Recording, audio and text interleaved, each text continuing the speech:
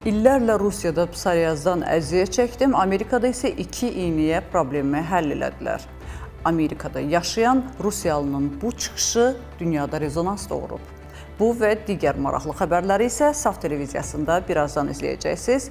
Studiyada mənəm Günel İbadova. İndi isə digər anonslarla tanış olaq. Bu menstruasiya mifi təkzib olundu. Aybaşı dövrlərinin eyni vaxtda təsadüf etməsi təbii haldırmı? Miniatür cərrahi robot hazırlanıb. 4,4 mm-lik tibbi robot bir neçə əməliyyatı eyni anda eləyir. 2 iynə ilə psoriazdan qurtuldum. TikTok istifadəçisinin paylaşımı müzakirə yaratdı. Amerika Birləşmiş Ştatında hantavirusa görə karantində saxlanılan qadın etiraz eləyir. Səhiyyə Nazirinin qərarı mübahisə yaradıb.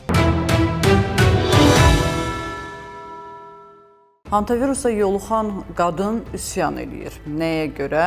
Rəsmilər onu ölkəyə buraxmır və harda yoluxmusan orada da qal deyirlər. Detalları indi biləcəksiniz. Amerika Birləşmiş Ştatında hantavirusa görə karantində saxlanılan qadın etiraz eləyir. Amerika Birləşmiş Ştatında hantavirusla təmasda olduğu ehtimal edilən kruiz sərnişini Angela Perryman federal karantin rejimində saxlanılmasına etiraz edib. O bildirib ki, özünü həbsxanada hiss edir və tətbiq olunan məhdudiyyətlərin elmi əsaslarının kifayət qədər izah edilmədiyini düşünür. Hadisə may ayında MV Hondios kruiz gəmisində qeydə alınan hantavirus hadisəsindən sonra baş verib. Amerika Birləşmiş Ştatına qayıdan 18 sərnişin müşahidə məqsədi ilə Nebraska ştatındakı milli karantin mərkəzində yerləşdirilib. Onların əksəriyyətinə ev şəraitində karantini davam etdirməyə icazə verilsə də, Perryman üçün bu istisna tətbiq olunmayıb. Məlumata görə Amerika Birləşmiş Ştatının Səhiyyə Naziri Robert Kennedy qadının federal karantində qalması barədə qərar imzalayıb. Halbuki tibbi ekspert Michael Bell Florida ştatının nəzarəti altında Perrymanın evə buraxılmasını mümkün hesab etmişdi. Perryman bildirib ki, Florida ştatında təşrid olunmuş ev kirayələyib və karantin müddətini orada keçirməyə hazırdır. O, hazırki şəraitdə gündə 2 dəfə tibbi yoxlamadan keçdiyini və açıq havaya yalnız məhdud vaxt ərzində çıxa bildiyini qeyd edib. Amerika Birləşmiş Ştatları Səhiyyə Nazirliyi isə qərarın ictimai sağlamlığın qorunması məqsədi ilə verdiyini açıqlayıb.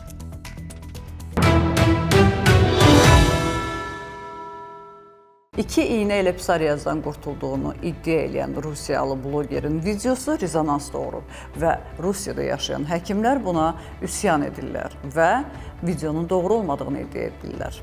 Detallara baxaq. 2 iynə ilə psoriazdan qurtuldum. TikTok istifadəçilərindən biri uzun illər əziyyət çəkdiyi psoriaz xəstəliyindən Amerika Birləşmiş Ştatında aldığı müalicə sayəsində xilas olduğunu bildirib. Onun sözlərinə görə Rusiyada ona əsasən hormonal məlhəmlər və hormonal inyeksiyalar təyin olunub. Lakin bu müalicələr qısa müddətli effektiv versə də sonradan vəziyyətinin daha da ağırlaşmasına səbəb olub. İstifadəçi Amerika Birləşmiş Ştatına köçdükdən sonra dermatoloqa müraciət etdiyini və həkimin ona müasir bioloji preparat təyin etdiyini deyib. O bildirib ki, bir ay fasilə ilə vurulan 2 inyeksiyadan sonra dərisindəki səpkilər və qabıqlanmalar tamamilə yox olub. Hazırda isə həmin preparatı 2 aydan bir qəbul etdiyini və normal həyatına qayıtdığını qeyd edib. Qeyd edək ki, psoriaz xroniki iltihabi və autoimmun mənşəli dəri xəstəliyidir. Xəstəlik zamanı immun sistemi dəri hüceyrələrinin normadan dəfələrlə sürətli çoxalmasına səbəb olur. Nəticədə dəridə qızarmış, qalınlaşmış, gümüşü rəngli qabıqlarla örtülmüş lövhələr əmələ gəlir. Xəstəlik yoluxucu deyil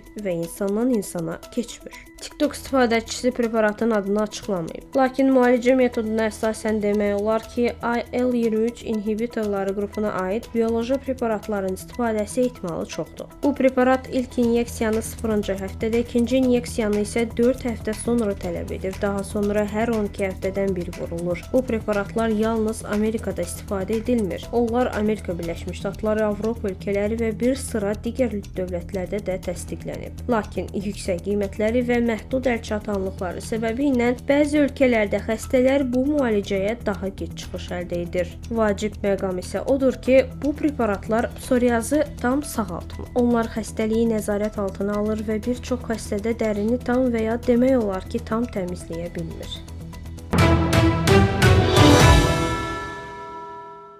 Menstrual sikl dövründə xanımlar bir evdə qalırsa, mütəmadi görüşürlərsə, onların siklları eyniləşir deyə bir mif dolaşır. Alimlər isə bu mif haqqında fikirlərini bildiriblər.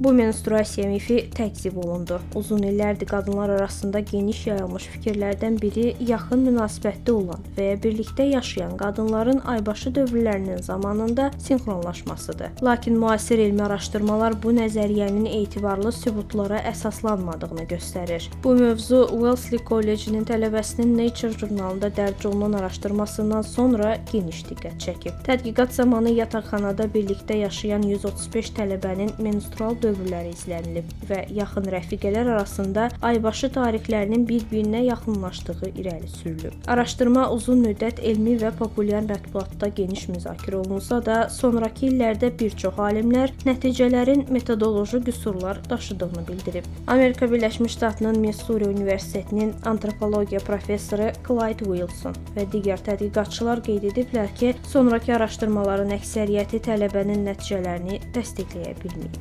1999-cu ildə Human Reproduction jurnalında dərc olunan məqalədə antropoloq Beverly Strassmanın aybaşı dövrlərinin üst-üstə düşməsinin statistik baxımından normal hal olduğunu vurğulayıb. Onun sözlərinə görə orta hesabla 28 günlük menstrual dövrə malik qadınlara menstruasiya tarixlərinin müəyyən hallarda eyni vaxtda təsadüf etməsi gözlənilən ehtimaldır və bu mütləq ki, sinxronlaşma demək deyil.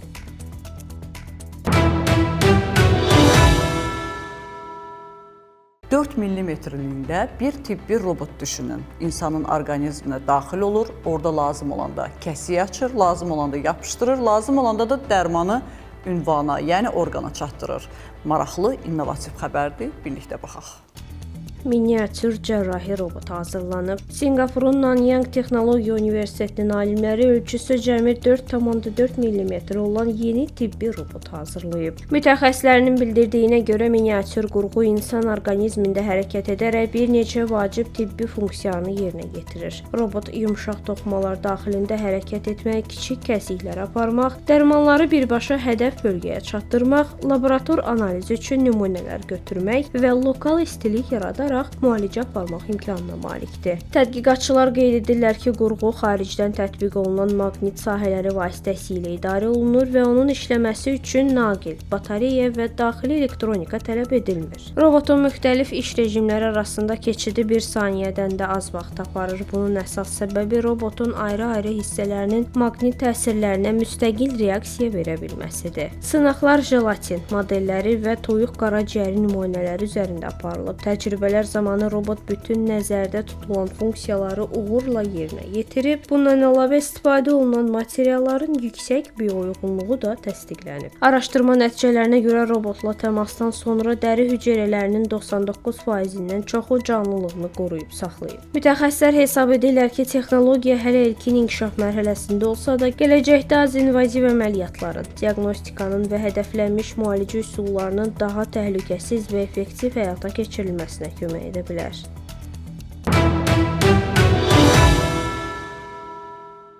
Bugün olan səhiyyə xəbərlərimiz bu qədər. Dünyada və ölkədə baş verən ən vacib tibb xəbərlərini bizdən izləyin. Unutmayın, bilmək hər zaman bir addım öndə olmaq deməkdir. Özünüzü də, doğmalarınızı da qoruyun. Sağ olun, salamat qalın.